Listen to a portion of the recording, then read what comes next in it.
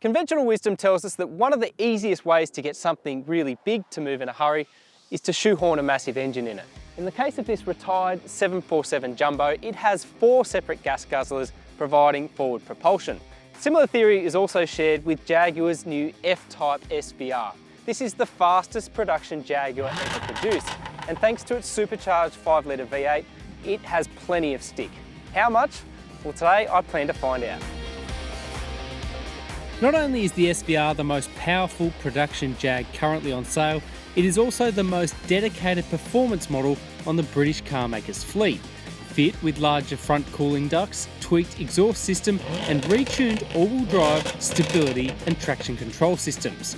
Engineers have stripped up to 50 kilograms of weight from the regular F-Type R on which the SVR is based, and our model was even fitted with optional carbon ceramic brakes.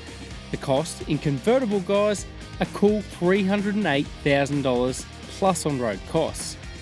The Jaguar's sumptuous 2-seat cabin is a far cry from the retired Qantas airliner parked up at the Illawarra Regional Airport in New South Wales. But just like the 747, it employs the big body, big engine theory to great effect. There is one other major similarity between these two. A runway is about the only place you get to exploit their full ground speed. I've got 1,819 metres worth of bitumen at my disposal, so let's give it a nudge.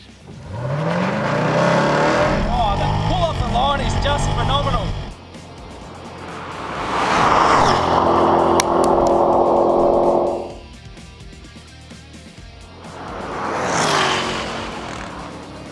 Okay, so truth be told, you don't need a giant runway to really enjoy the SVR.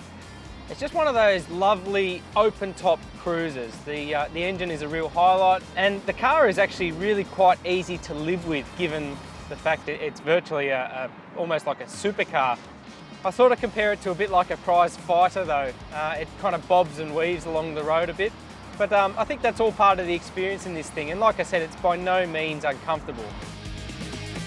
The V8 engine as well, while it does make a lot of its power up at the top end of the spectrum, the supercharger means that you do get a lot of that usable everyday sort of grunt from down low.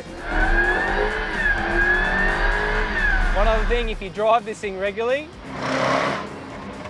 you want to be around tunnels a bit. So cool, it just crackles and bangs and pops. The SVR is actually relatively efficient too for a V8. It's got stop-start technology, and the 8-speed automatic transmission naturally pushes for higher gears in order to get somewhere near its fuel claim. Really though, the SVR is best enjoyed in dynamic mode, which sharpens throttle response, firms up the electrically assisted power steering, and opens up that bellowing exhaust. Now, while the SVR still tips the scales at about 1,850 kilograms, it certainly doesn't feel that way through the bends. It's really quite agile. Being a front engine car, yes, a little bit heavy over the nose, but doesn't really detract from the driving experience all that much. It's still very sharp. The steering possesses terrific weighting and feel, and there's excellent grip from those Pirelli P0 tyres.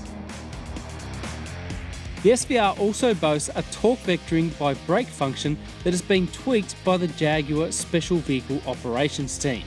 Happily, it will also dance about through corners thanks to an all-wheel drive system with a healthy amount of rear bias. The ultimate comparison here is, I guess, between this and something like a 911 Targa. Is this as sharp? Look, it's pretty close. I think the Porsche still has the edge though, just in terms of overall communication between road car and driver.